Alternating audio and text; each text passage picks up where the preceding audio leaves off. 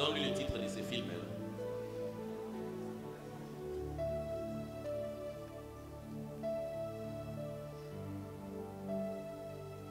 Et l'influence est liée à deux choses que j'ai dites la fois passée. Vous vous rappelez? Vous vous rappelez? Combien d'entre vous se rappellent? Oh, j'ai parlé de l'influence, non? C'est lié à deux choses. Lesquelles? Le succès et la richesse. Si vous n'avez pas du succès et si vous n'avez pas la richesse, vous ne pouvez pas influencer. J'ai donné l'exemple d'Isaac qui se retrouve être consulté par les gens de sa contrée parce qu'il se rend compte qu'il avait du succès. On ne consulte jamais celui qui échoue, on consulte toujours celui qui excelle. Une histoire a circulé à Kinshasa une fois. La femme d'un pasteur est restée dans le monde des eaux parce qu'elle vendait l'épargne avec une autre femme au grand marché. Alors, vendant l'épargne, elle s'était rendue compte que l'autre avait du succès dans ce qu'elle faisait. Et un jour, elle a posé la question à l'autre: comment tu vends comme ça? Comment tu vends? Comment tu vends? L'autre lui a dit: non, viens, je vais te montrer comment je fais.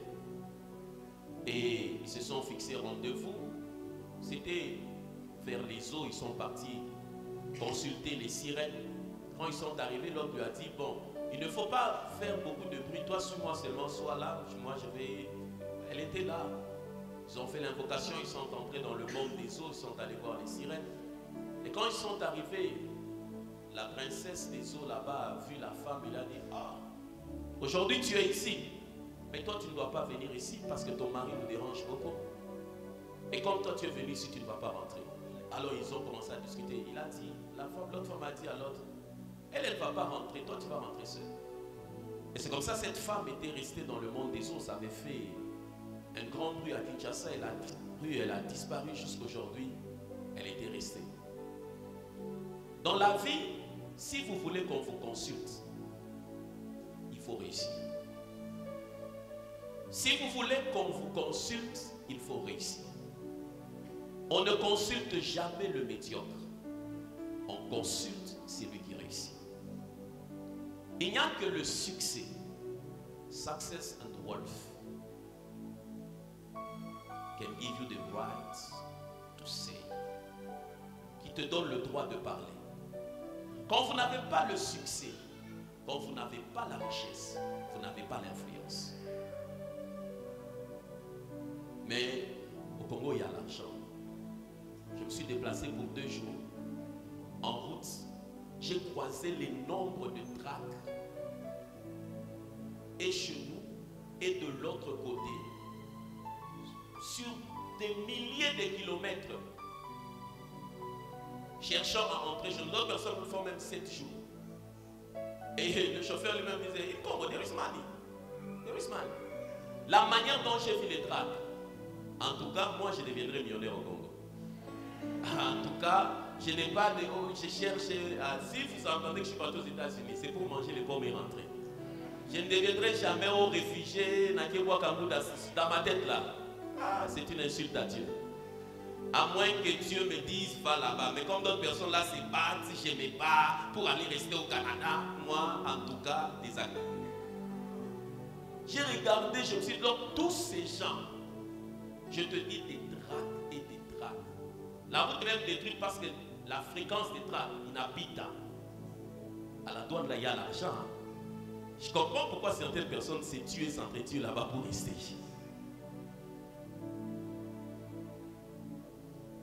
Mais malheureusement, les gens qui sont dans ce pays, ne comprenant pas comment les choses se passent, ils ne peuvent pas devenir plus grands que leur mentalité. Le succès dans la vie d'un homme n'est pas un souhait, il est intentionnel. De la même manière, on peut prédire le succès. De la même manière, on peut prédire l'échec. Aujourd'hui, j'ai la capacité, après avoir écouté quelqu'un, lui dire que toi tu vas échouer. j'ai la capacité, après avoir parlé avec quelqu'un pendant 15 minutes, pas 30, 15 minutes, lui dire que toi, tu n'iras nulle part avec cette manière de faire les choses. Aujourd'hui, je sais pourquoi est-ce que nous sommes arrivés là où nous sommes. Et si nous devons aller plus haut, comment les choses doivent-elles se passer? Le succès et la richesse sont deux choses. Combien de gens ont-ils déjà entendu qu'on a prophétisé quelqu'un qui sera millionnaire? Levez la main. Levez bien la main. Ok. Combien de gens ont vu cette personne qu'on a prophétisé devenir millionnaire? Levez la main.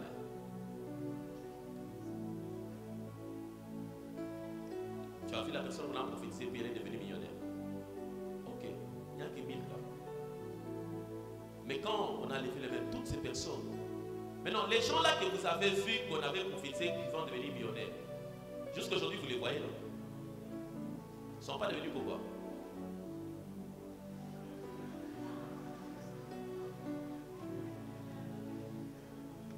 Mais dans des autres environnements, moi j'ai vu des gens être prophétisés millionnaires et puis le devenir.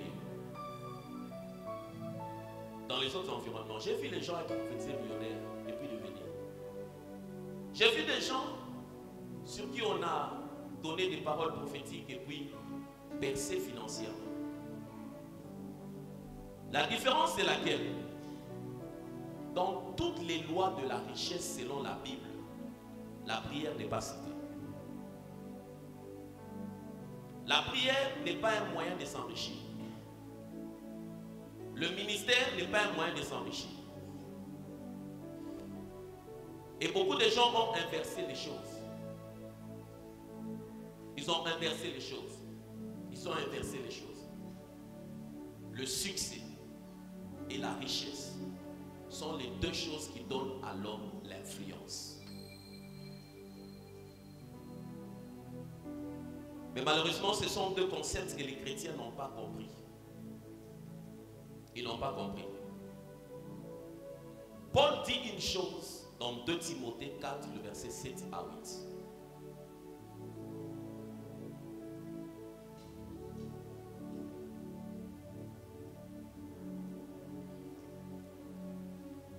De Timothée 4, 7 à 8. J'ai combattu le bon combat, j'ai achevé la course, j'ai gardé la foi. Désormais, la couronne de justice m'est réservée. Le Seigneur, le juste juge, me la donnera dans ces jours-là, et non seulement à moi, mais encore à tous ceux qui auront aimé son avènement. Relis-moi ça. Soulignez ça dans vos Bibles. J'ai combattu le bon combat, j'ai achevé la course, j'ai gardé la foi. Désormais, la couronne de justice m'est réservée. Le Seigneur, le juste juge, me la donnera dans ces jours-là, et non seulement à moi, mais encore à tous ceux qui auront aimé son avènement. J'ai combattu le bon combat, j'ai achevé la course. Il y a même un endroit où il dit même offert comme un sacrifice en libation. Vous avez lu ça? Comment un homme peut parler de cette manière? J'ai combattu le bon combat, j'ai achevé la course, maintenant je peux partir. C'est-à-dire, cet homme avait d'abord compris qu'est-ce qu'il poursuivait dans la vie. Il avait d'abord compris. S'il dit j'ai achevé, c'est-à-dire il sait là où il a commencé et là où ça devait s'achever.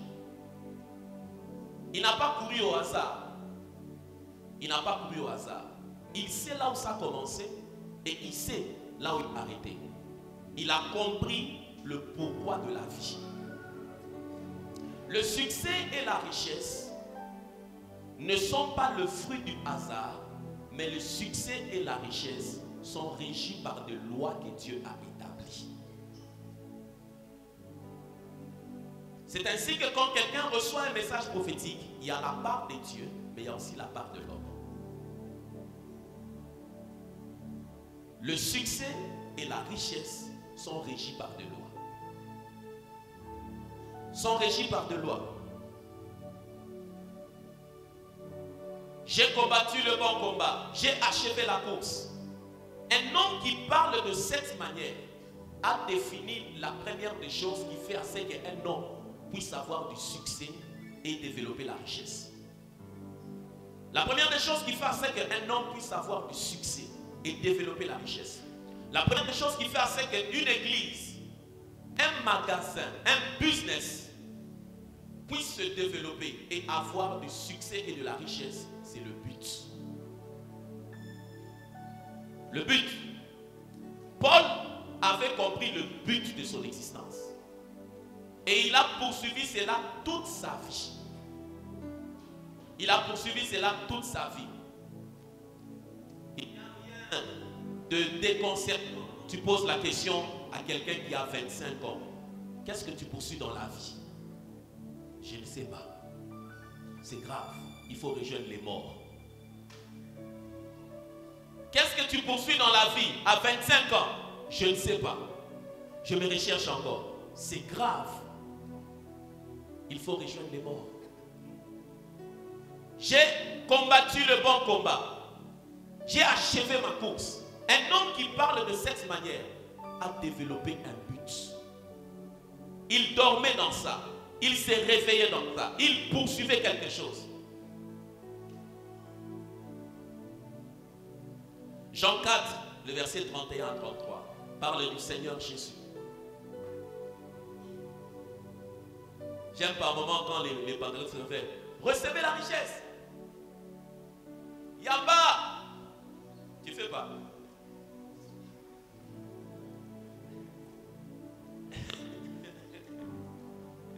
Come on. Pendant ces temps, les disciples le pressaient de manger, disant, Rabbi, mange. Mais il leur dit, j'ai à manger une nourriture que vous ne connaissez pas. Les disciples se disaient donc les uns aux autres, quelqu'un lui aurait-il apporté à manger? Jusqu'à 33. Ma nourriture. La suite. Jésus leur dit, ma nourriture est de faire la volonté de celui qui m'a envoyé et d'accomplir son œuvre. Les gens regardent Jésus, un homme qui avait défini le but de sa vie, il savait ce qu'il poursuivait. Quand un homme a défini le but, dis avec moi le but, dis-le bien. Quand un homme a défini le but de sa vie, il développe une deuxième chose qu'on appelle la passion. La passion, c'est cette chose qui fait à ce que tu peux oublier de manger quand tu es en train de poursuivre quelque chose. Si tu me suis ce matin, si tu peux facilement abandonner ce que tu fais maintenant et continuer à avoir de la joie, c'est-à-dire que cette chose ne peut jamais te donner du succès et de la richesse.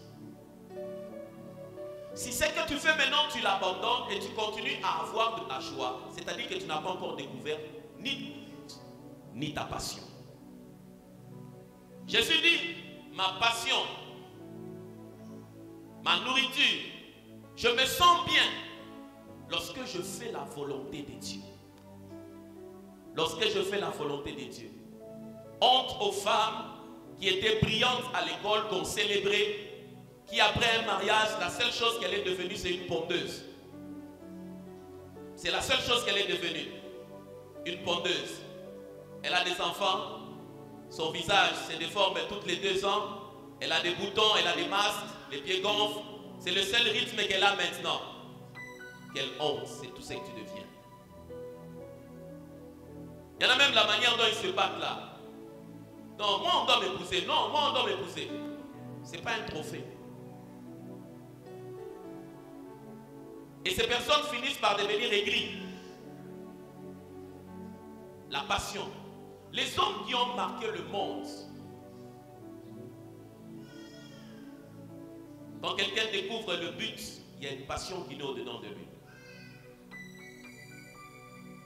Il n'y a que les hommes qui travaillent qui sont liés au temps. Mais les hommes qui poursuivent une passion ne sont pas liés au temps. Les hommes qui poursuivent une passion, c'est toute leur vie. Leur passion, c'est toute leur vie.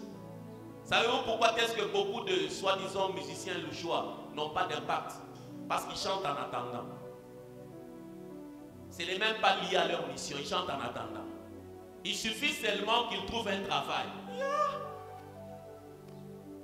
Ils chantent en attendant. On ne peut pas exceller dans quelque chose que l'on fait en attendant. on excelle que dans ce de quoi on donne tout ce qu'on est et tout ce qu'on a. C'est là-bas où tu auras de l'impact. Les hommes qui ont marqué l'histoire, c'était des hommes qui avaient découvert le but de leur vie. Et ils poursuivaient une passion. Ils avaient une passion. La passion, ce sont ces genres de choses que tu peux faire sans qu'on te paye. Toi-même, tu sens que tu dois faire la chose. Toi-même, tu sens que tu dois poursuivre la chose. Toi-même, tu sens. Toi-même, tu sens que tu dois poursuivre la chose.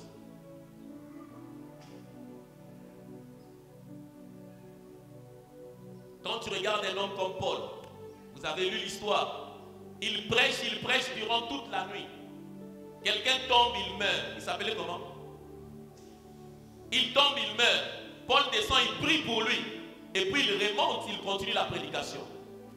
Il est passionné pour cela. Passionné pour cela. Des apôtres ont été arrêtés une fois. Dans la discussion avec le Sanhédrin, on leur interdit de prêcher. Ils disent, choisissez vous-même. Est-ce que nous allons obéir à Dieu ou à vous? Notre passion est plus forte que la mort. Notre passion est plus forte que la mort. Combien d'entre vous ont suivi le discours de I Have a Dream de Martin Luther King? Ont suivi le discours, pas entendu parler, le discours, moi j'en ai riche. Bon, facilitant la tâche. Combien d'entre vous savent que ces discours existent?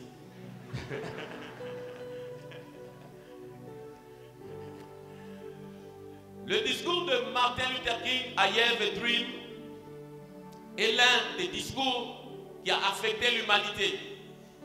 Mais ce n'est pas ce discours qui a été le plus grand discours de Martin Luther King. Le plus grand discours de Martin Luther King, la plus grande prédication qu'il a donnée, c'est dans son église à Albana. Dans son église à Albana, il n'y avait pas beaucoup de gens comme au mémorial de... Comment s'appelle ce premier président des États-Unis? Hein? Comment s'appelle le premier président des États-Unis?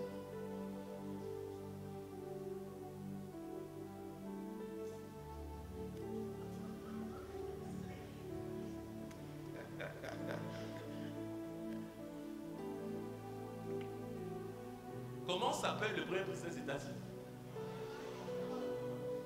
Ah? Vous êtes sûr?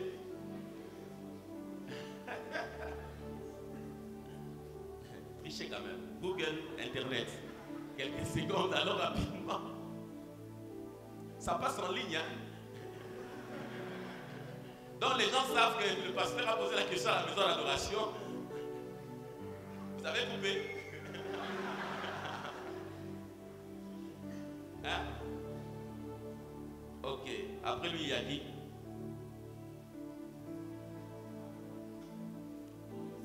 Restons seulement ici. Salut les Saint-Esprit. Son plus grand discours, ce n'était pas celui qu'il a donné en parlant de I Have a Dream. Le plus grand discours qu'il avait donné, c'était dans son église à Albana.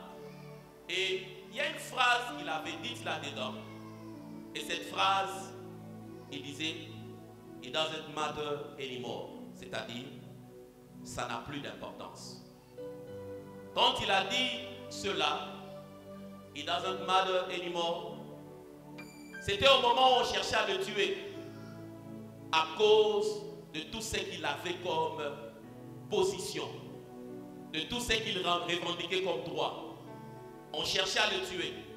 Mais dans ce contexte-là, quand il prêche, il dit It doesn't matter anymore. Ça n'a plus d'importance pour moi. C'est-à-dire que cette personne disait que je suis déjà morte. Tout ce que vous pouvez faire, c'est déjà en retard. Bien qu'étant vivant, prêchant, mais je suis déjà mort. Parce qu'il y a quelque chose que je poursuis, un but. Et ce but a engendré une passion qui est plus que la mort.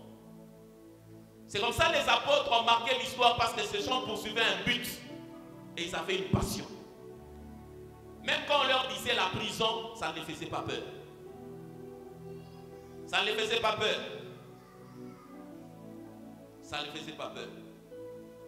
L'église, aujourd'hui, ne produit presque pas de personnes à succès, presque pas de personnes riches, parce que simplement, ce n'est pas le fruit de la prière, mais c'est le fruit des principes.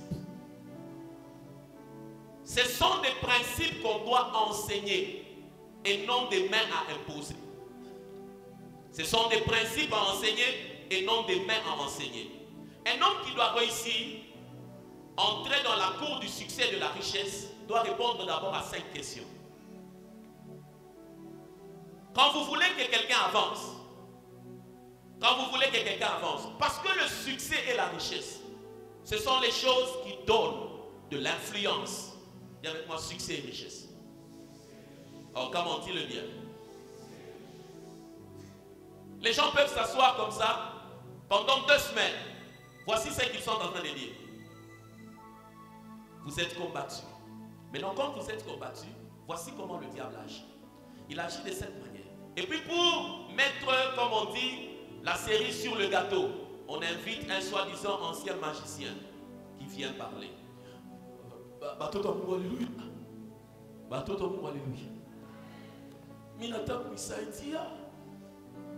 Sa voix est abîmée parce que quand il a commencé à prier, il a cru que prier c'est crier. On ne lui a pas enseigné ça déjà. Je te vois quand tu as fait un peu de ça. Tu as fait un monde pandamonio. Ça va être un pandamonio. Pas le tout le monde a chouka. Ah, bassa. Là, les moments sont seulement yo. Quelle aventure! Et la semaine prochaine, les gens reviennent. Les gens reviennent. Dans ta vie, écoute ceci. Les choses qui touchent les émotions n'apportent pas la transformation. La seule chose qui transforme la vie de l'homme, ce n'est pas l'expérience vécue avec le diable, mais c'est ta rencontre avec Christ.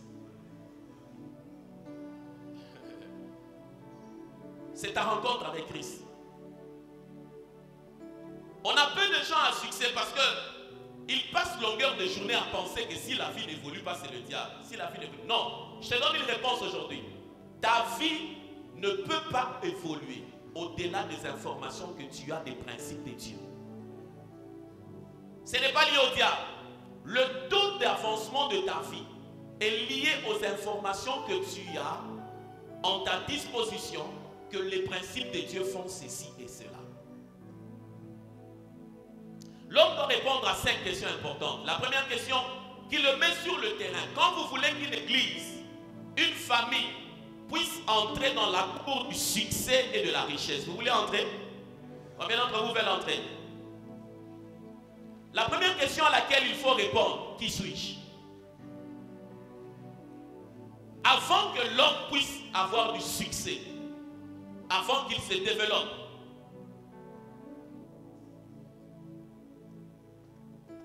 je donne un communiqué à toutes les femmes. Sur la terre, vous n'êtes pas venus qu'avoir des enfants, surtout les femmes congolaises.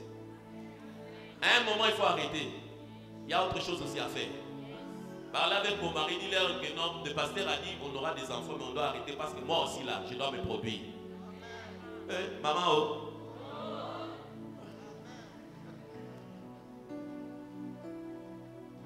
Qui suis-je? C'est la première question. Un homme qui n'a pas défini qui il est n'aura jamais du succès, ne peut pas être productif. La crise d'identité est la chose qui tue beaucoup de gens. Ils ne savent pas qui ils sont. Ils ne savent pas qui ils sont. Le proverbe juif que j'aime beaucoup dit: une famille donne à quelqu'un des ailes et des racines. Des ailes, c'est-à-dire de la stabilité, des racines, c'est-à-dire le droit de prospérer. Qui suis-je? Si je te donnais le micro et que je te pose la question, qui tu es? La manière dont tu te définis détermine le niveau de ton succès et la productivité de ta richesse. La deuxième des choses, c'est d'où je viens. La première question est liée à l'identité. La deuxième question est liée à la suite. Quand tu regardes certains chrétiens, même avec la Bible, il ne sait pas définir qu'il est enfant de Dieu. La seule chose dont il est conscient, nous sommes beaucoup combattus. Dans notre famille, nous sommes combattus. Dans votre famille, d'où? votre famille. Parce que ce qui est né de la chair et de la, ce qui est né de l'esprit et de... Tu continues encore jusqu'aujourd'hui à t'identifier à la chair. Quand tu dis que vous êtes combattu là, tu parles de votre famille, de la chair. Et c'est la raison pour laquelle tu ne prospères pas. D'où je viens, c'est la source. 3. Pourquoi je suis ici? Le mercredi, j'ai commencé à introduire le pourquoi de manque des richesses générationnelles. Ce n'est pas lié au combat. C'est lié juste à la différence de 3 choses. La première, c'est laquelle? L'emploi, la carrière, la paix. Ah, ceux qui étaient là sont bénis. Combien d'entre étaient là mercredi? Levez d'abord la main. Ah, c'est quand même nombreux. C'était combien de personnes? 102. Okay. Les gens qui étudient la Bible sont l'avenir de l'Église. Parce que c'est la conservation de la doctrine qui prévoit le futur stable d'une Église. Vous êtes avec moi? Troisièmement, pourquoi suis-je ici? C'est le but. C'est le plus grand mot dans le vocabulaire de l'homme qui réussit. Le but. C'est le plus grand mot.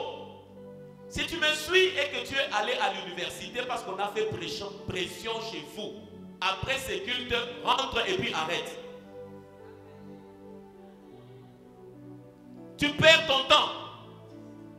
Si tu me suis et que tu es allé dans une faculté parce qu'on a fait pression, toi tu dis donc, arrête, parce que là, ça ne te servira à rien. Tu vas perdre ton temps. Tu vas perdre ton temps. Le but est le plus grand mot de la vie de l'homme. Le but. Pourquoi suis-je ici? Dis à ton voisin, mais qu'est-ce que tu penses? Bon, il peut ou pas te répondre. Mais si quand même il peut introduire, hein? Ça chaille. Regarde le nom. Pas de modiste aventurier. Regarde le nom. On en tafta mon. Non, tafta belge. Chercher Dieu, la première des choses, on ne cherche pas d'abord Dieu dans la prière. On cherche Dieu dans ses principes. C'est-à-dire en étudiant d'abord la parole. Si tu n'as jamais lu la Bible, de la Genèse à l'Apocalypse, d'Apocalypse à la Genèse, et que tu as 5 ans dans la vie chrétienne, tu es un aventurier. Tu es un aventurier. Et le Dieu là que tu prétends que tu cherches, tu n'as pas encore trouvé. C'est ainsi que ta vie tourne en rond. Je reprends. Si tu as 5 ans dans la foi, dans la vie chrétienne, tu n'as jamais lu la Bible, Genèse, Apocalypse, Apocalypse, Genèse, tu es un aventurier. Parce que la chose qui devait brûler au-dedans de toi, c'est je dois connaître Dieu. Et je dois connaître Dieu, je dois lire sa parole. Qu'est-ce que vous poursuivez dans la vie? Le but. Quatrième question. La quatrième question, qu'est-ce que je peux faire? Qu'est-ce que je peux faire? Ça on appelle ça le potentiel. En tout cas, j'ai réétudié la Bible. Je la réétudie. Je la relis d'une nouvelle manière. L'un de mes professeurs en théologie me disait, à un certain moment dans l'âge du ministère, ne lis plus la Bible seulement comme ça. Commence à lire seulement les commentaires. Et il m'a fait comprendre pourquoi seulement les commentaires. C'est pour avoir une nouvelle perspective de la Bible. Parce que quand tu connais déjà le logos, Marie s'appellera toujours Marie. Nani s'appellera toujours comme ça. Maintenant, il faut contextualiser pour avoir la perspective et le sens spirituel de la chose. C'est en suivant les commentaires que tu commences à comprendre pourquoi ça a commencé ici, pourquoi c'est allé là-bas. Amen. La question du potentiel. La première question a trait à quoi? Oh, je n'entends pas. Deuxièmement, 3, 1, 4. Et la cinquième question qui est la conséquence, c'est où est-ce que je suis en train d'aller? Où est-ce que je suis en train d'aller? C'est la destinée. Les gens qui doivent se mettre en couple avec certaines personnes, par moment vous partez prendre quelqu'un avec lequel vous ne poursuivez même pas les mêmes choses. On se met en couple avec quelqu'un en qui on trouve un point d'intersection. Il faudrait que vous fassiez moi mon appartement pas qui moi. Mais il y a des gens, quand tu regardes,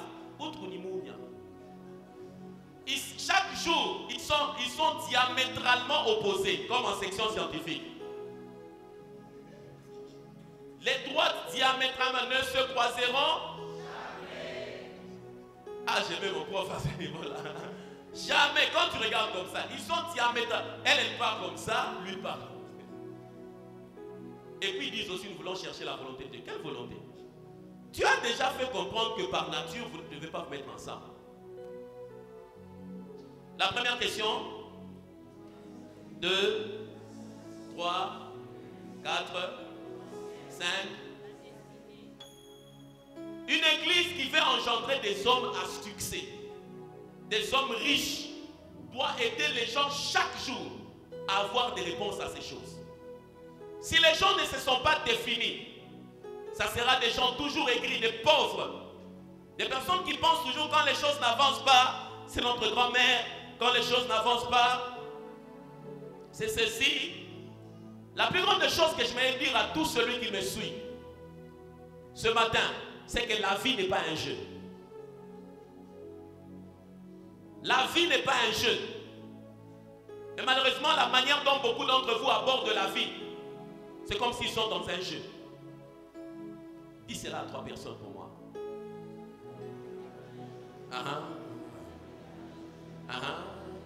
Si c'est la première fois que tu le vois, pose la question comment il s'appelle.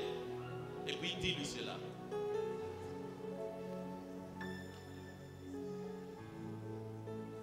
La vie n'est pas un jeu. Parmi les choses qu'il ne faut jamais oublier chaque fois que tu te réveilles le matin, tu n'es pas en train de jouer. Et si la vie n'est pas un jeu, il faut comprendre qu'elle est faite des lois. Ce qui fait que la vie n'est pas un jeu, c'est parce qu'elle est faite des lois. Et c'est la compréhension et l'application de ces lois qui fait à ce que tu excelles dans la vie. Les lois, elle est régie par des lois. Les lois ne sont pas créées pour que nous puissions nous accommoder avec le mal. Vous savez ça?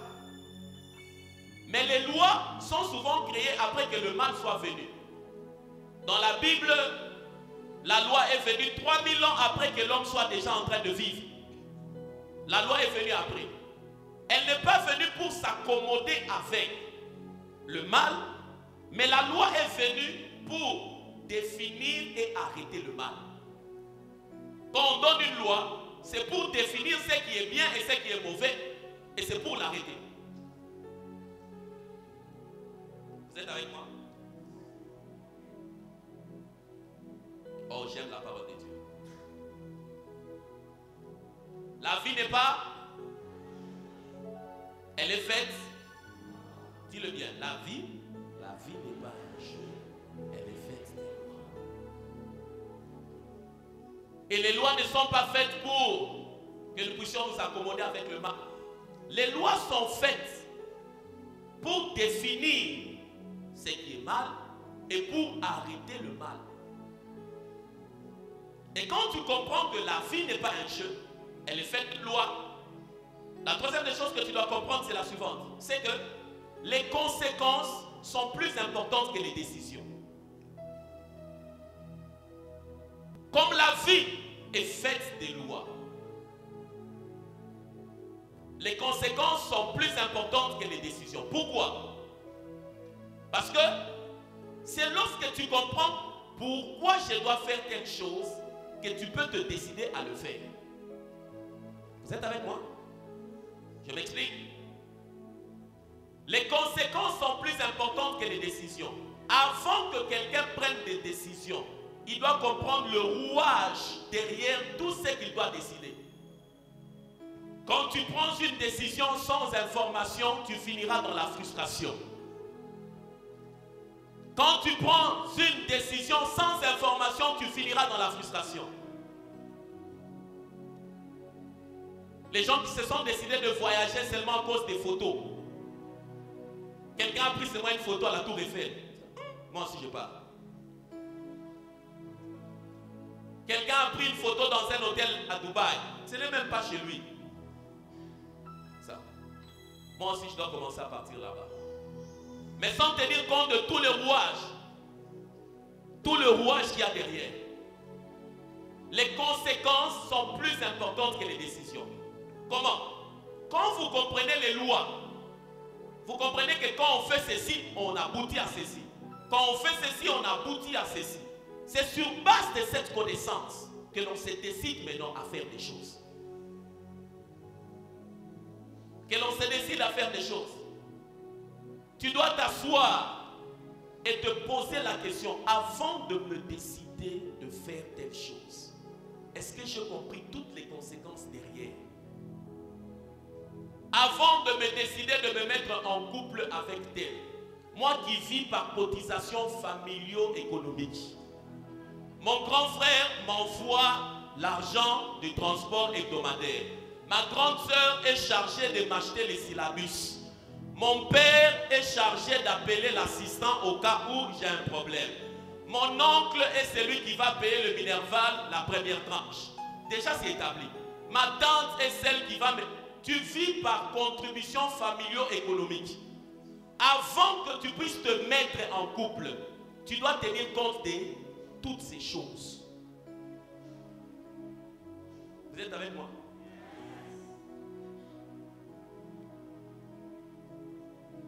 Les conséquences. Il y a des choses, quand je regarde la vie de certaines personnes, je trouve que ce sont encore des bébés.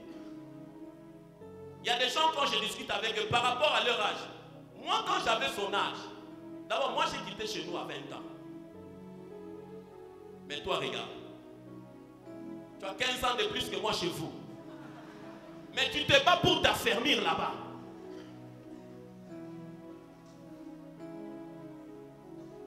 Tu te bats pour t'affermir là-bas. Tu as même des gobelets privés. Non, je ne peux pas comprendre.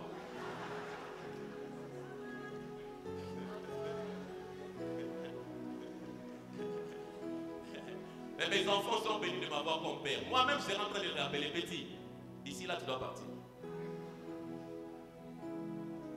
Et puis, je m'arrange moi-même de manière à ce que coacher de manière à partir. Ce n'est pas comme des papas responsables, irresponsables. La seule chose qu'ils ont fait, c'est d'amener les gens sur la terre. Et puis, quand il doit partir, il dit, article 15, débrouillez-vous. Non. La Bible n'a pas établi les choses de cette manière. La Bible n'a pas établi les choses de cette manière. Vous êtes avec moi? Genèse 3.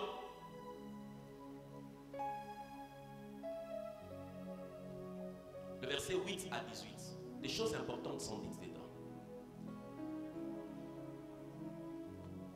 Alors ils entendirent la voix de l'Éternel Dieu qui parcourait les jardins vers le soir. Et l'homme et sa femme se cachèrent loin de la face de l'Éternel Dieu, au milieu du jardin, des arbres du jardin. Yes. Mais l'Éternel Dieu appela l'homme et lui dit, où es-tu? Il répondit, j'ai entendu ta voix dans le jardin, Yes. et j'ai eu peur, parce que je suis nu et je me suis caché. Et l'Éternel Dieu dit, qui t'a appris que tu es nu? Est-ce que tu as mangé de l'arbre dont je t'avais défendu de manger? L'homme répondit, la femme que tu as mise auprès de moi m'a donné de l'arbre et j'en ai mangé. Yes. Et l'Éternel Dieu dit à la femme, pourquoi as-tu fait cela? La femme répondit, le serpent m'a séduite et j'en ai mangé. L'Éternel Dieu dit au serpent, puisque tu as fait cela, tu seras maudit entre tous les bétails et entre tous les animaux des champs. Tu marcheras sur ton ventre et tu... Là. Acclamez d'abord la parole de Dieu.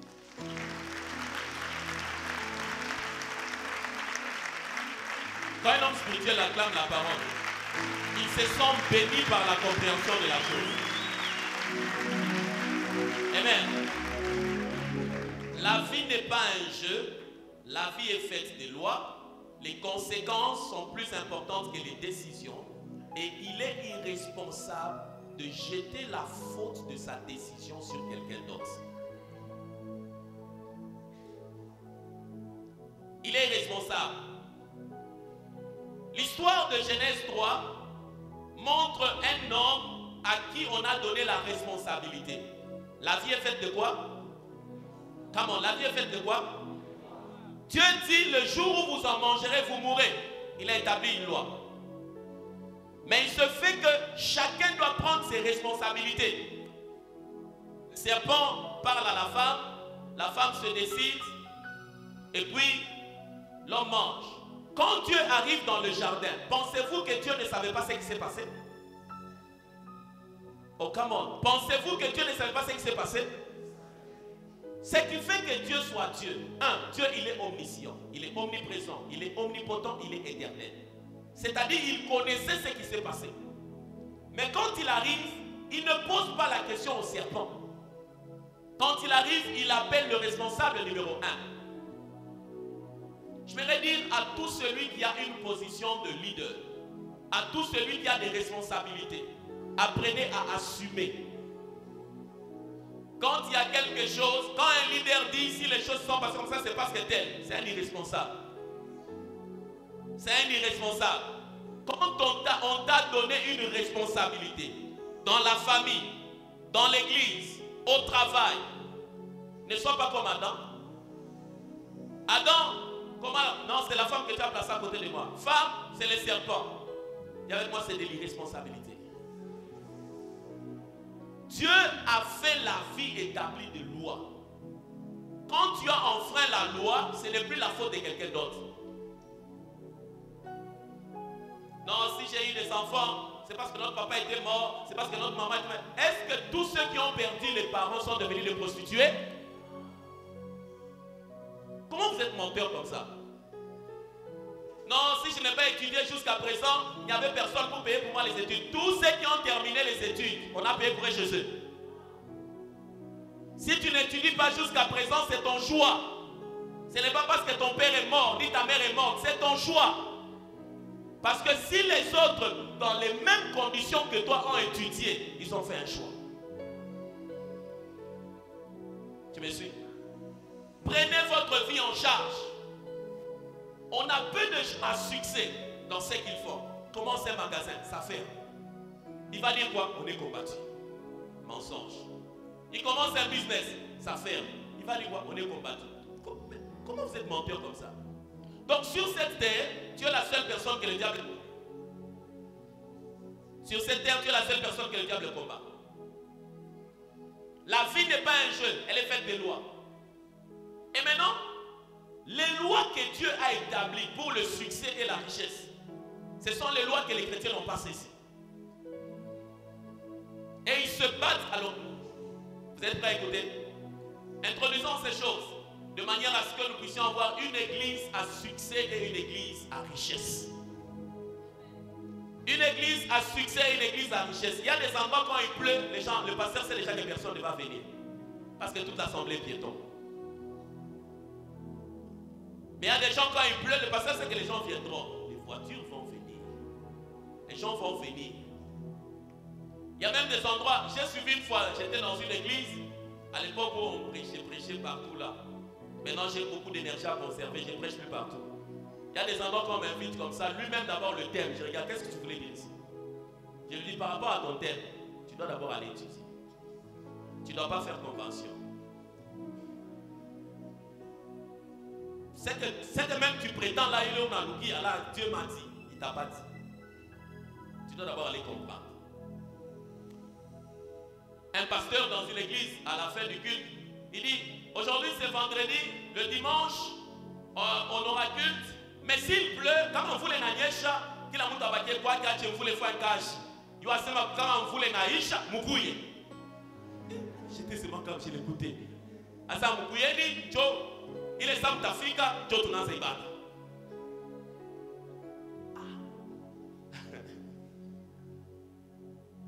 Oh my God. Seigneur, pourquoi les gens n'ont pas du succès dans nos soi-disant églises des réveils du Congo, des prières en langue, ils sautent beaucoup. Parce que les lois du succès et les lois de la richesse ne sont pas enseignées. Prenons la Bible, nous sommes dans Genèse. Genèse 1, le verset 28. C'est là où Dieu établit les lois de la richesse. Quand il amène l'homme sur la terre pour que l'homme devienne riche. La fois passée, j'étais en train de dire, pour comprendre la Bible, il faut être dans le contexte de quoi? Comment? Dans le contexte du quoi? Dans le contexte du royaume. Et la deuxième des choses, pour comprendre la Bible, après que tu sois dans le contexte du royaume, il faut voir la Bible dans la perspective hébraïque. Parce que c'est selon l'hébreu que les choses ont été écrites par rapport à l'Ancien Testament et le Nouveau Testament par rapport au grec. Pour bien comprendre, il faut rentrer dans la langue d'origine et la culture. Genèse 1, 28. Dieu le bénit et Dieu leur dit, soyez féconds, multipliez, remplissez la terre et la sujettissez et dominez sur le poisson de la mer, sur les oiseaux du ciel et sur tout animal qui se meut sur la terre. Mais quand tu lis en anglais, dans la version de la Bible amplifiée, parce que la version anglaise est celle qui est proche des traductions. Parole de vie dit, Dieu leur dit, ayez des enfants. Mais ce n'est pas le premier sens de soyez féconds. En anglais, on dit to be fruitful. On ne dit pas to be seedful. Fruitful, c'est-à-dire soyez productifs. C'est ce que Dieu dit. Il ne parle pas d'abord de la maternité, il parle de la productivité. Quand Dieu amène l'homme sur la terre, il lui dit, sois fécond. Mais les autres comprennent, soyez féconds, tout ça allez. Mais dans la pensée première de Dieu, ce n'est pas d'abord la maternité. Le terme hébreu qui est utilisé là-bas veut dire, sois productif. La productivité n'est pas liée à l'argent. La productivité est liée au service que l'on rend. Vous êtes avec moi? Quand on parle du produit national brut, vous connaissez? Hein? On dit que cette nation est productive, non pas en fonction de sa masse monétaire. La Chine aujourd'hui, elle est productive. Vous êtes avec moi? Elle rend des services. Ils sont forts dans les services qu'ils rendent. Quand Dieu te regarde, pourquoi tu n'as pas accès à la percée? Parce que tu ne réagis pas par rapport au premier commandement. Quand Dieu a fini avec l'homme, la première des choses qu'il a dit, c'est quoi?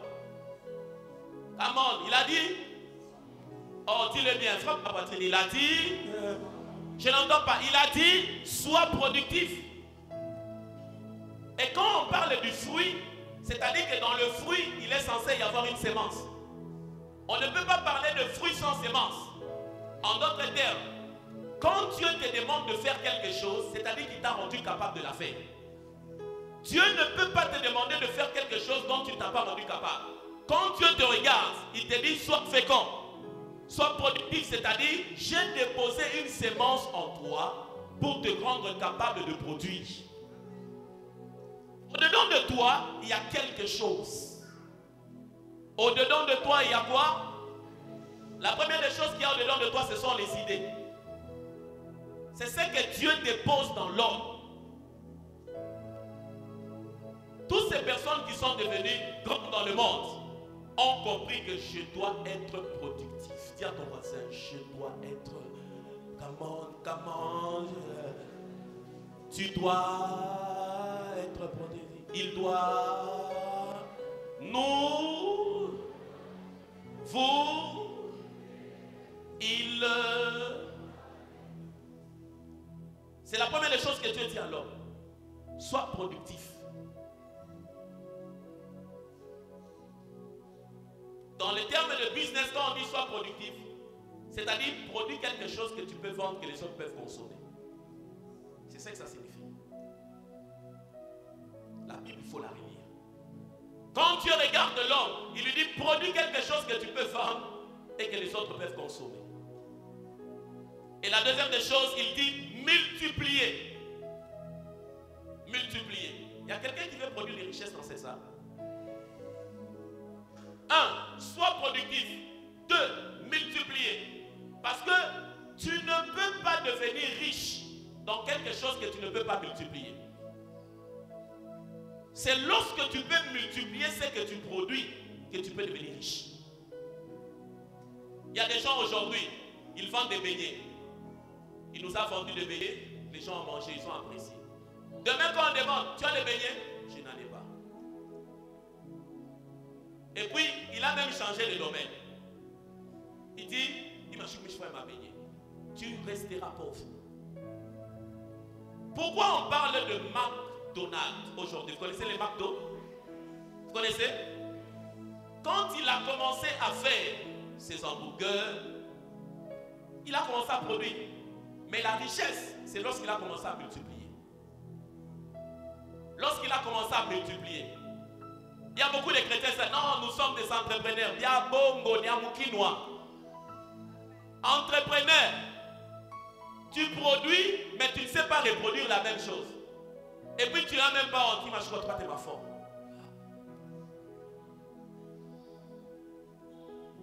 Mais allez voir le groupe Rani. Vous connaissez? Ils iront en enfer. Hein? C'est l'envoi. Hein? Ok. Hein? Ils peuvent aussi croire. Ils sont productifs et ils multiplient. Productifs et ils multiplient. Le pasteur que tu vois, il produit et il multiplie. Quand les gens me suivent en international, je multiplie. Quand quelqu'un achète un syllabus, je multiplie. Quand quelqu'un s'inscrit sur l'académie du potentiel, je multiplie. Si ce que tu produis ne peut pas être multiplié, tu seras pauvre. Et ça, tout chrétien qui me suit dans cette salle doit comprendre. Je produis et je dois multiplier. Dis-le bien. Oh, dis-le plus fort. C'est Dieu qui établit les choses. Troisièmement, il dit, remplissez. Mais dans la mentalité de l'homme, comme il a fait mal défini productif, tout est parti avec la maternité.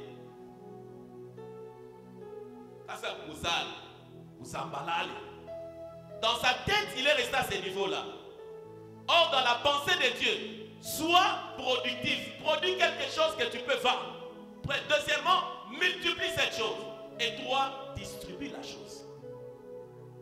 Quand tu ne peux pas dispatcher ton produit, tu seras pauvre.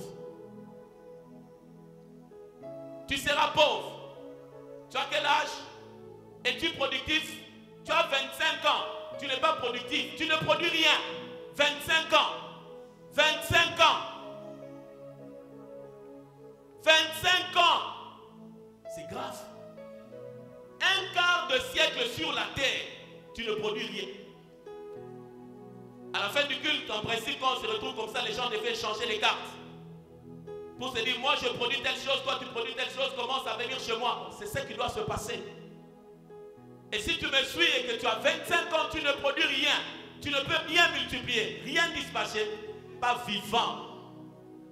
Tu survis. Et c'est ce qui tue beaucoup de communautés. Ils ont des gens qui sont là toujours. Quand tu regardes leur terme, l'onction saute. L'onction a son rôle dans le business. Elle est indispensable. Mais elle ne peut pas t'aider lorsque tu n'as pas la forme de ce que tu fais. Elle commence à t'aider lorsque tu as défini d'abord qu'est-ce que je poursuis. Voisin, tu es productif. Omoji Bodi.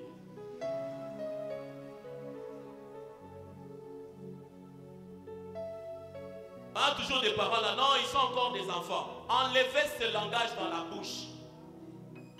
Ils sont encore des enfants. Montouna 25 ans, Michilou. 25 ans, c'est il est enfant. Quand même, à Mouniumba, ça a changé. Vous avez dit, ni papa ou bien nié. Asema est un enfant.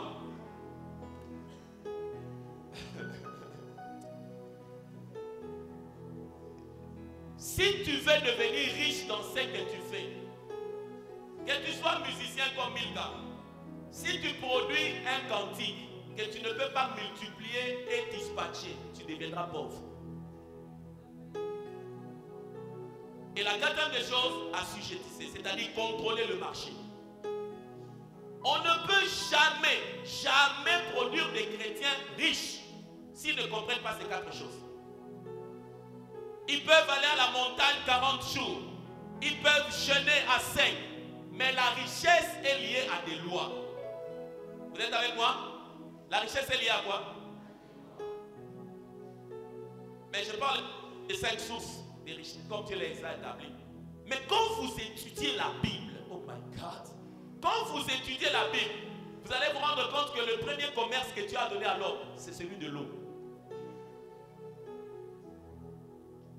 Mais je ne suis pas encore là.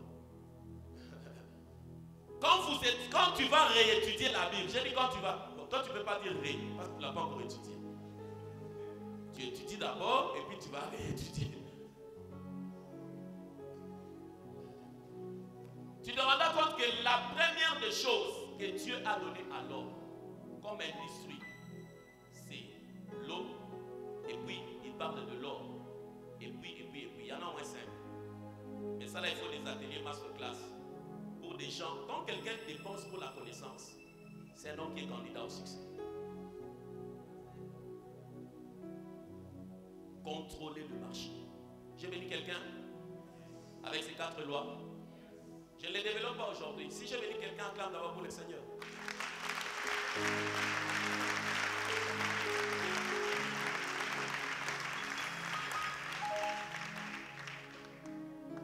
Ça, c'est du côté de quoi? Du côté de quoi? La richesse. Vous êtes avec moi? C'est du côté de la richesse. On peut tout faire. On jeûne, tous ceux qui sont dans des entreprises, sachez que ça ne garantit pas la richesse. Il n'y a aucun employé qui t'emploie pour faire de toi un milliardaire. La preuve en est que la bonne que tu as à la maison, tu ne la payes pas pour qu'elle achète une Mercedes. Elle te sert, c'est-à-dire qu'elle te donne son énergie pour que toi tu atteignes ce que tu veux atteindre. Et Dieu n'a pas prévu que l'homme puisse s'enrichir de cette manière. Maman, papa, devenez productifs, multipliez-vous, dispatchez, contrôlez. C'est-à-dire, pour arriver à cela, un homme qui doit s'enrichir doit établir un système. Oh, j'aime le livre de Bishop David Oyedepo qui parle de success mental for success. The system of success mental. Il parle de système de succès pour s'épanouir. Un livre magnifique. Je ne sais pas quel jour on va mettre ça en français. Mais quand tu lis, tu commences à comprendre que non, quelqu'un peut avoir la Bible, aller au ciel, mais souffrir sur la terre. Il ira quand même, comment on dit, il sera aussi enlevé.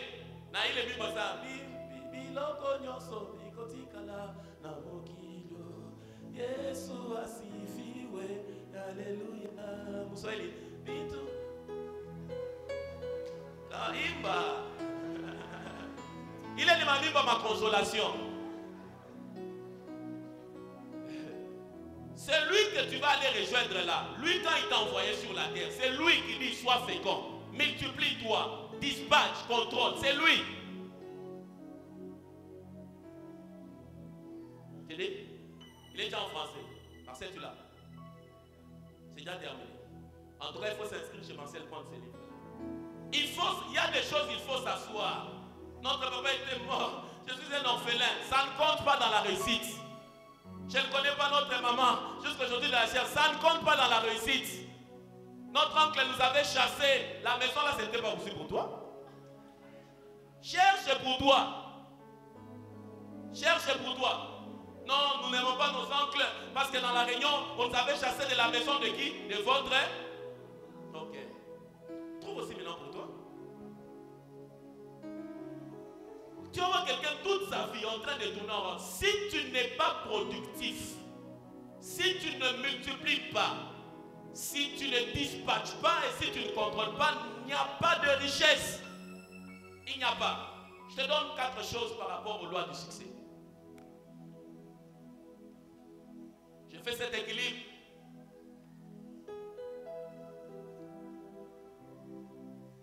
Donc il faut établir un système. Par rapport au succès, déjà tu vois 4 choses pour lesquelles les chrétiens ne sont pas riches. Quand ils commencent, non, je vais vendre les charbons, ils vous livrent la première fois. Deuxième fois, quand vous les téléphonez, en tout cas, je ne sais pas, on est obligé de rentrer là, on prenait toujours.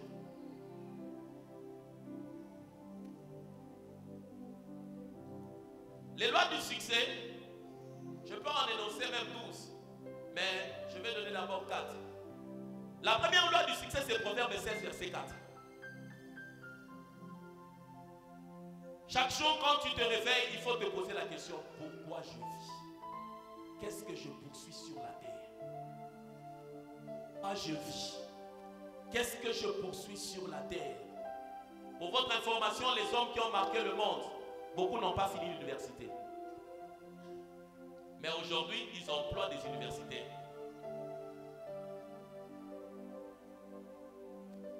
Proverbe 16, verset 4. Tu peux lire avec moi? Ouvre ta Bible. Ça, c'est le début du succès de l'homme. Quand on dit qu'un homme doit avoir du succès, il est dans Proverbe 16, verset 4.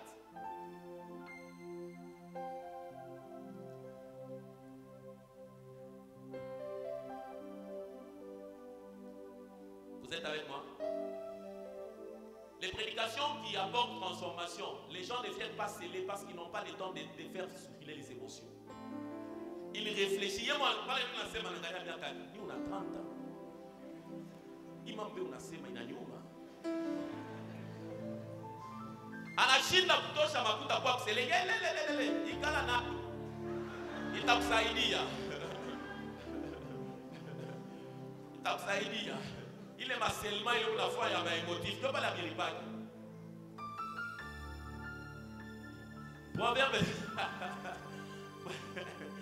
Proverbe 16, verset 4. 1, 2, 3. Vous y êtes? J'ai dit vous y êtes? Lisons. 1, 2, 3. Come on.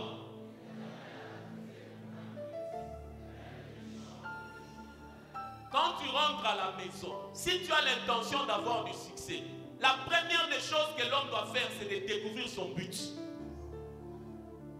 S'asseoir et répondre à la question. Si on te pose la question, pourquoi tu es là? Parce que.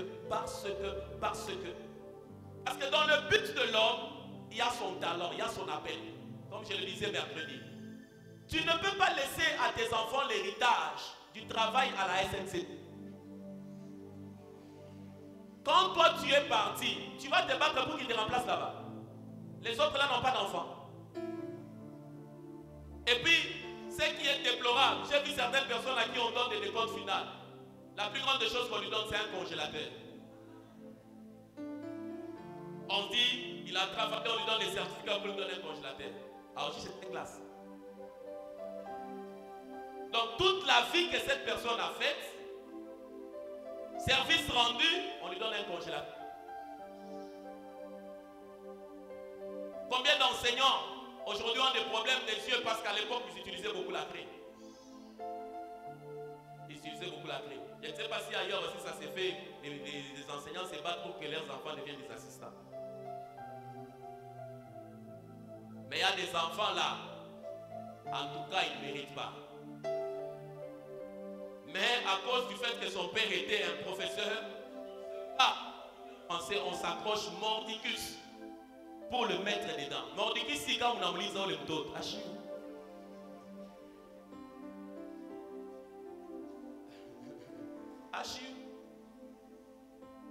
le but de la vie, le succès dans la vie d'un homme, qu'est-ce que vous poursuivez?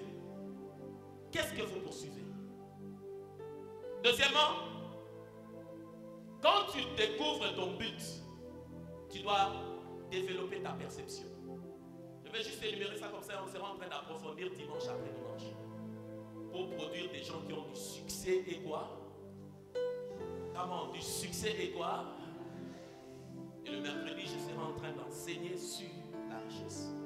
Un homme de Dieu m'a fait comprendre que la qualité des chrétiens que vous produisez est fonction de l'enseignement que vous dispensez. Lorsque vous voulez produire une église forte, riche, enseignée sur la richesse, l'atmosphère spirituelle sera conditionnée pour destiner ces gens à la richesse. Les gens ne deviendront jamais le contraire de ce que vous leur enseignez. Ayant l'intention d'avoir une assemblée de décideurs, c'est ce que j'ai fait. Développer la perception comment? C'est-à-dire, quand tu découvres ton but, tu vas développer une manière de voir. Ne laisse pas les hommes te définir, mais définis-toi, parce que tu es le seul qui connaît mieux ta valeur. Ta manière de voir, de te voir, développer la perception.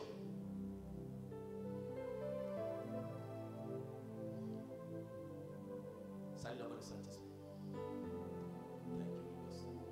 Tu sais, quand quelqu'un ne développe pas sa perception, tu ne peux jamais t'étendre au-delà de la manière dont tu te vois. La limite de ta vie, vous me suivez? La limite de ta vie est fonction de comment tu te vois. Voilà pourquoi la Bible dit, il est tel que sont les pensées de son cœur. Quand tu t'es jamais vu grand, tu ne peux jamais devenir grand. Ce n'est pas au hasard. Ce qui est grand pour ton esprit sera toujours trop grand pour tes mains. Il faut voir pour avoir. Quand tu as découvert le but, moi je poursuis ceci, matin, midi, soir, tu te nourris de cela. Ça ne dépend pas d'où tu viens. Ça dépend de comment tu te définis. Il y a des gens, quand tu parles avec eux, dans leur enfance, ils ont dormi sur des lits qu'on appelait vie chère. Vous connaissez? Ce sont des genres de lits, quand tu dors, toutes les 10 minutes, il faut que tu tournes. Parce que ça te pique là-bas. Moi, j'ai déjà dormi dessus. On était avec un ami, Rémi Paille. Ce sont des lits de dormir ici, du foin. Et ce sont des genres de lits où un serpent, une souris peut facilement ériger domicile dedans. Parce que le conditionnement de votre chaleur fait à ce qu'il soit le bienvenu. Et vous pouvez être en train de dormir comme ça, vous retrouvez quelque chose. Ça marche. Même si tu as dormi là-bas, la seule chose qui change la vie de l'homme, ce ne sont pas les lamentations. Un homme doit se dire, je vois grand. Ma vie dépend de ceci. C'est ainsi que quand Dieu veut enlever quelqu'un quelque part, il lui donne un ascenseur. C'est le rêve. Le rêve sera toujours plus grand que la réalité que tu as maintenant. Tu n'es pas ce que tu es maintenant. Tu es ce que Dieu poursuit avec toi. Dieu ne t'appelle pas pour ce que tu es capable de faire. Dieu t'appelle pour ce que lui, il veut faire de toi. Et sur base de ce qu'il veut faire de toi, il a déposé un rêve. Matin, midi, soir, suis-le. Si tu n'as pas mangé, suis-le. Si tu manges, suis-le. Là où tu dors, ça ne compte pas. Demain, tu pourras bâtir des hôtels. Développer la perception. Voici comment tu te vois. Comment tu te vois? Et la troisième des choses, c'est comprendre son potentiel. Quand tu vas rentrer à la maison, relis-moi ces choses. Enseignement intentionnel pour développer des hommes à succès et à richesse.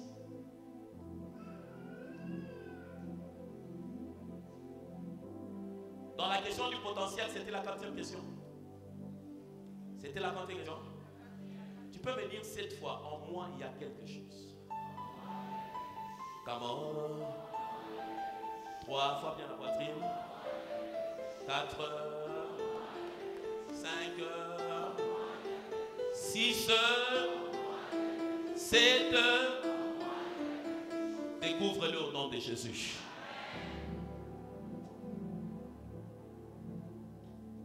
Je donne la 4e et la 5e chose.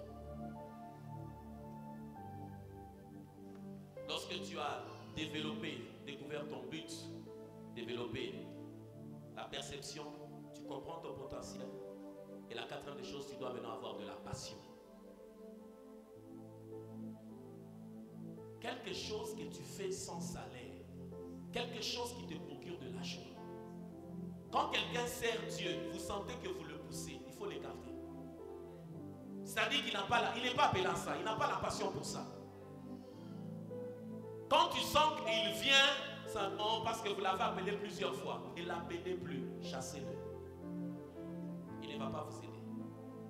L'œuvre de Dieu ne se bâtit pas avec la foule, mais elle se bâtit avec la minorité qui a le fardeau. Pour venir, on te téléphone 2 fois, 3 fois, les unités que tu ne payes même pas aux gens. Et puis, dans les unités d'autrui, tu expliques beaucoup de choses.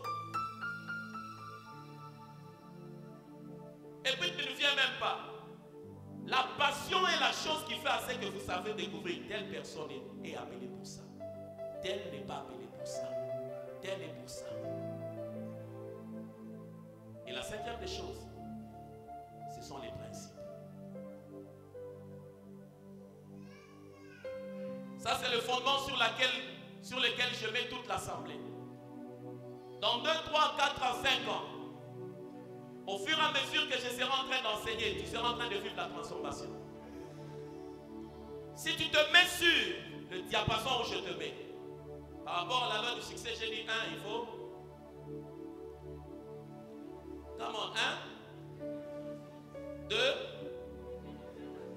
3, 4, 5. Les questions qu'on se pose, la première question, qui suis-je? Qui a trait à quoi? Plus fort. 2, 3,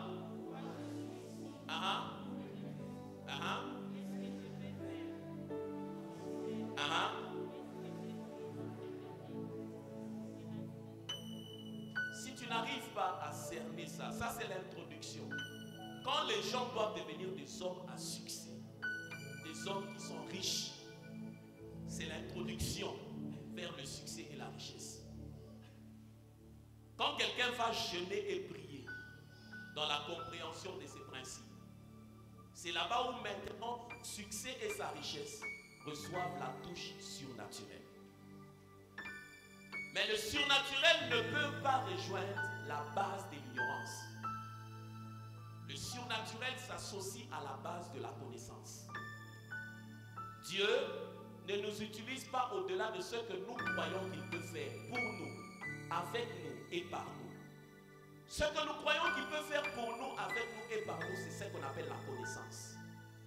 Ayant compris le principe du succès et de la richesse, tu as la connaissance. En ce moment-là, la touche, elle peut te rejoindre dans ça. Amen. Vous savez, on a besoin d'argent, vous savez.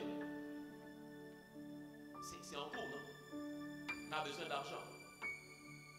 Donc, ayant besoin d'argent, chacun doit comprendre que là où on est maintenant, si on rate d'avoir ici, ce n'est pas la faute du diable. C'est le P, comment on dit? Produit national, PNB de la maison d'adoration pour les nations, qui n'a pas su produire l'argent qu'il faut. Amen. Amen. La semaine prochaine, on va fêter 4 ans. Beaucoup de gens me posent toujours des questions. Il y a une question, quelqu'un qui a posé la question à un de mes amis. Pour faire ça, il pas ma tabi. Non, il y a tabiraki. Parce que l'outil de la croissance de l'église, ce n'est pas la prophétie. Quand tu lis la Bible, Jésus a beaucoup plus enseigné que toute autre chose. Vous êtes avec moi? Utilisez les choses selon ce que Dieu a prévu. Dans les principes de l'église, Dieu a établi les choses de cette manière. La croissance, la transformation est liée à la puissance de l'enseignement. Les charismes ont leur place. Il faut que ça soit là pour certifier le côté surnaturel de votre origine. Quand ça n'est pas là, les gens vont penser que vous êtes des humains. Si ce matin, nous réunissons 400 personnes avec $100, ça dit que la semaine prochaine, tourne la page sur les histoires de raconte, tout ceci, tout ceci. Tu vois, moi, aujourd'hui, si je peux donner facilement $100, je suis passé par toutes ces étapes que je t'enseigne. Je ne t'enseigne pas des choses qui sont descendues comme moi-même. Je connais pourquoi je suis sur la terre. Je sais quelle est ma passion. Je poursuis un but. C'est comme ça que quand les gens parlent, je les écoute. Ce sont des conseils. Je suis moi-même le dernier tribunal. Mais toi, tu te bats encore pour que les autres te poussent dans ce que tu crois que Dieu t'a appelé. C'est ainsi que tu n'avances pas. C'est ainsi que tu n'avances pas. Y a-t-il des gens qui peuvent me rejoindre dans cette vision et faire comprendre que non, il faut que je sois parmi ces 400-là. Comme ça, l'apôtre, on verse là, on tourne la page. Le 21, on verse et puis on tourne la page. 400 fois 100, c'est 40 000. Donc si chacun ce matin se sacrifie, se dit en tout cas, j'enlève. Dieu dit quelque chose dans la parole. Il dit, est-ce pour vous le temps d'être dans vos maisons bien meublées pendant que l'église, la maison de Dieu, est à l'extérieur? La productivité. Quand il billet on a yangali, on a gêné Dieu. Ville où on a 30 ans surtout. Il m'a couvre ça. Donc, oui, vous changez le famille de l'enseignement. Où il y a mon enseignement, quand il y a 3 jours, il faut un 6. Prends ta vie au sérieux. Dis à ton voisin, prends ta vie. Alléluia. J'ai combien de personnes productives à la maison d'adoration pour les nations? L'échantillon, c'est combien? Le bâtiment enveloppe du monde à Kabul. Je me dis, ni on est nani, on a bébé, on a les cheveux. Je suis déjà à 5 non. Dans ce câble, enveloppe. Combien de personnes productives j'ai qui peuvent donner 100 et au-delà, rapidement? Le 21, on commence la série, on termine le 21 à l'anniversaire. Parce que la semaine prochaine, on a la célébration des 4 ans. Vendredi, samedi, dimanche. Donc si tu vas donner au-delà, come on. Combien de personnes productives tu m'as donné dans cette église, Seigneur? Qui peuvent me donner facilement $100, qui peuvent bouger leur programme et dire qu'on avance, qu'on tourne. J'en ai combien dans cette église?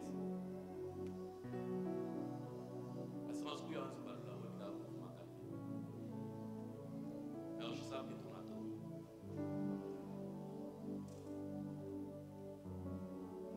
J'aime quand le bishop David Oyedepo fait un appel, quand les gens s'élèvent là. C'est le niveau de sa productivité. Donc après ici, c'est là où je dois rentrer pour dire qu'est-ce que je dois faire pour prendre cette église. Quand je fais un appel comme ça, j'ai 100 personnes qui donnent 40 000.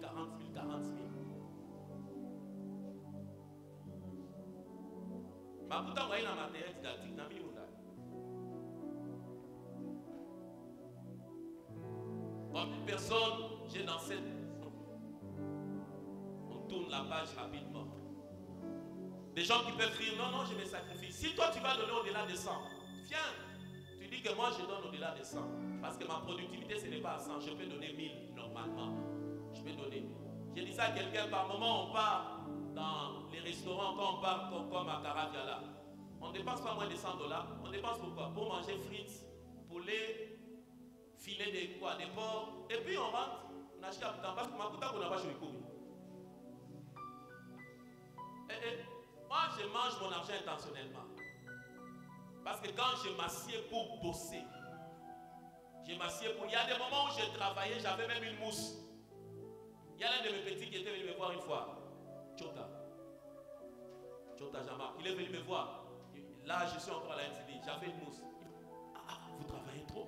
J'ai dit oui, je bosse. Parce que j'ai un avenir à bâtir. L'avenir ne se souhaite pas, l'avenir se crée. Et puis je vais vous dire, ici on a dépensé combien? Au-delà de 80 000. Moi, je ne vais jamais regretter que j'ai perdu de l'argent pour Dieu. Tel que tu me vois là, Bibam, je suis normal. Bishibam, j'avance. Ce que je ne sais pas faire aujourd'hui, demain je le ferai fois 100. Je suis très sûr avec Israël. Dans mon job avançant. Que Dieu vous donne au centuple. Que Dieu vous donne au centuple. C'est ça ma prière pour vous. Dessus, mets ton nom. Tu as déjà? Ok. Dessus, mets ton nom. Assurance. Dessus, tu mets ton nom. Tu dis? Tu comptes. Ok. Tu veux donner? Hein, tu prends déjà ton nom. Ne donnez jamais moins à Dieu que ce qu'il vous a rendu capable de donner. Dans le principe de la prospérité financière, tu rejettes la position que Dieu t'a donnée. Sois toujours dans la dimension que Dieu t'a donnée.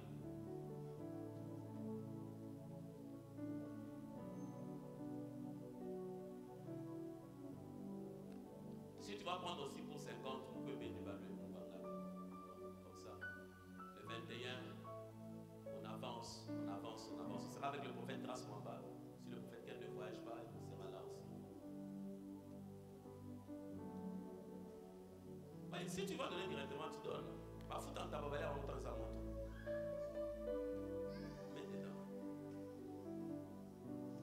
T'es né, vous n'entendez ta belle-mère à la sonner. Tu fais comment?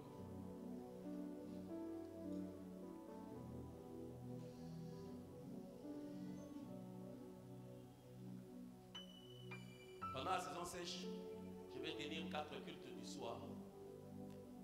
Où ce sont des cultes que je dois venir enseigner des choses pour booster la vie des gens. 50 $, rapidement.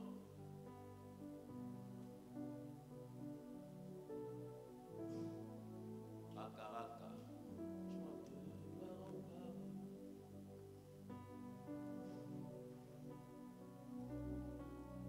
Vous pouvez aimer 50, rapidement. 50, rapidement. Bouge, rapidement.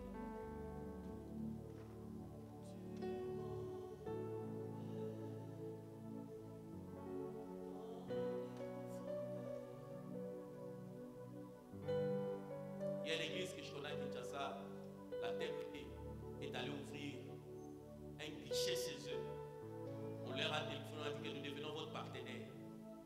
Banque à Iguel de Biaboulé. Ils ont senti que non, ils ont la puissance financière. Et depuis quand ils veulent faire quelque chose, crédit sans discuter, c'est ok, pasteur, venez. C'est le job de tout Afrique. Bien, c'est un job de tout Afrique. Bon, en fait, nous avons chauffé rapidement. À 20, à 10, chauffé rapidement. Je ne vais pas mélanger ma vie.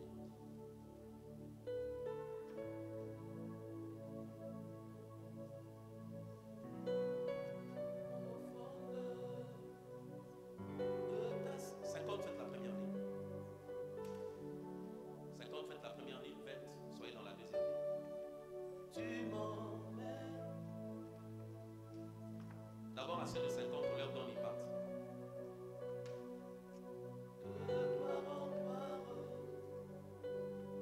Mon fiançage pité.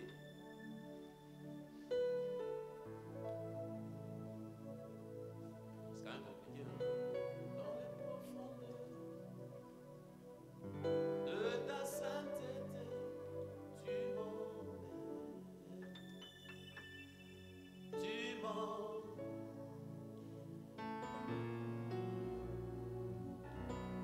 La seule chose qui reste à la maison d'adoration pour les nations, maintenant, c'est de devenir propriétaire d'un espace certifié. L'onction nous avons, la connaissance nous avons. C'est l'infrastructure que nous devons avoir. Et là, la vision connaît un autre shift. Tu m'emmènes. Tu m'emmènes.